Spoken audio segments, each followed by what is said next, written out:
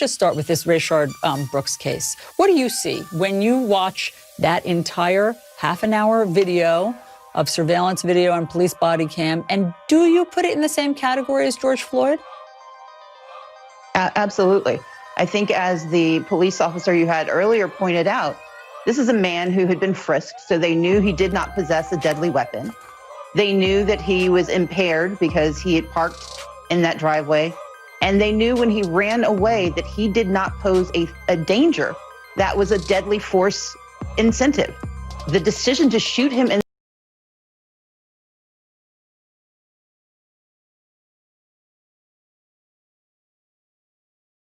That is why he took that taser. He was trying to fight back because every time we don't fight back, we die. It's been a little while, but we're back again today to talk about CNN's resident black supremacist, Angela Ray. And this time because she actually instructed black people to, quote, fight back against cops, because every time we don't fight back, we die. What? You got that? Black people die at the hands of cops because they don't fight back. We'll get right back into this episode, but first, let me quickly tell you about this free special offer for my subscribers. What will your savings in retirement look like once we've declared victory over the virus? Many Americans use this little-known IRS qualified loophole that allows Americans to buy gold and silver with their retirement accounts. Call today and request a free investment kit below. Mention DronetekPolitics and get a free 1-ounce silver coin for qualified retirement account holders. Must be over 40 to qualify. Call 866-915-5053 and get your free investment guide today. This is a bridge too far. It is time for not just massive reform or de-escalation. That's the wrong D, Jim. It's time to talk about defunding in a real way. We have to reimagine safer communities. We are not safe. We are not.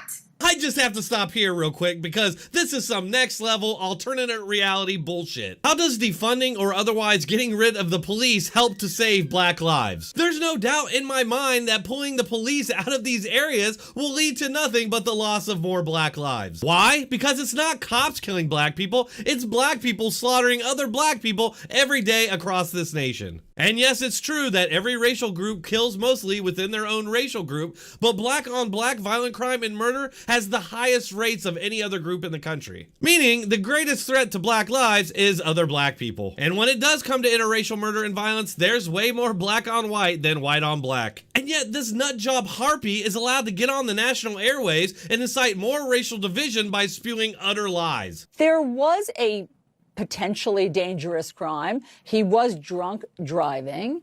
And I guess what I see... He was parking, Allison, that's not fair. That man was asleep in a car parking lot. He ran and he realized that his life was at risk. That is why he took that taser. He was trying to fight back because every time we don't fight back, we die. And just don't paint it that way. That is not fair. Angela, he that was in, I mean, let's just be clear. Let's just be clear about the facts. He was in a drive-through lane, so cars were having to go around him. So that is why he took that taser.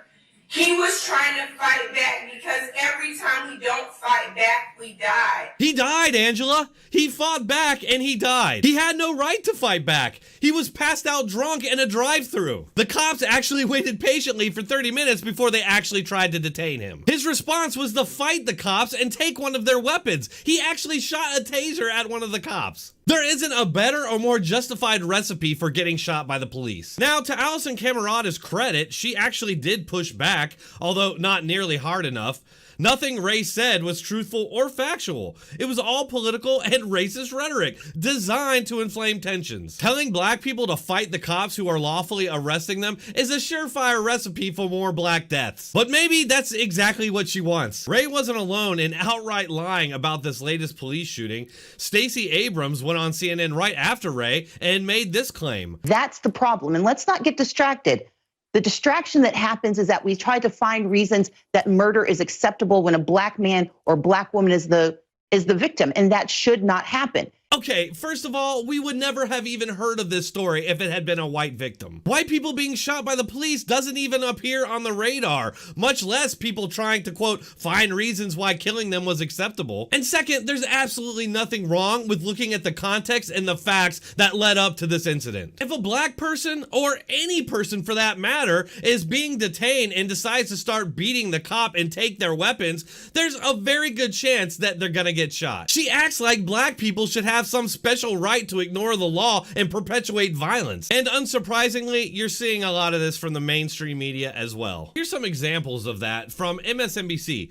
They had his license, they had his car. He could have just ran away and they could have caught him. Says L. Chris Stewart, attorney for the family of Rayshard Brooks, who was fatally shot by Atlanta police on Friday. There was no reason to shoot him. Or how about this example from CBS News?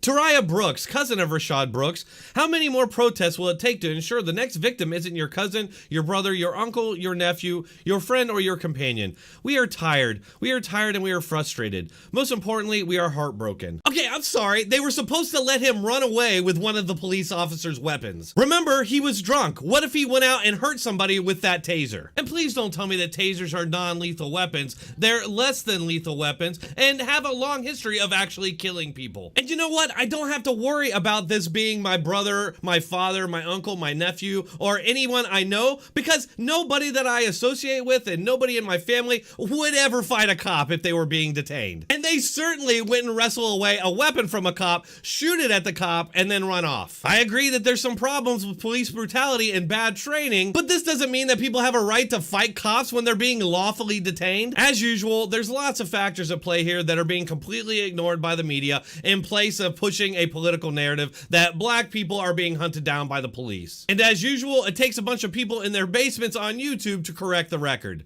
That's all for this episode. Please hit that like button, share, and subscribe. This channel really needs support like that. If you'd like to support this channel in other ways, you can do so on one of these platforms. You can find all those links in the description and pinned comment. Thanks for watching. Keep coming back.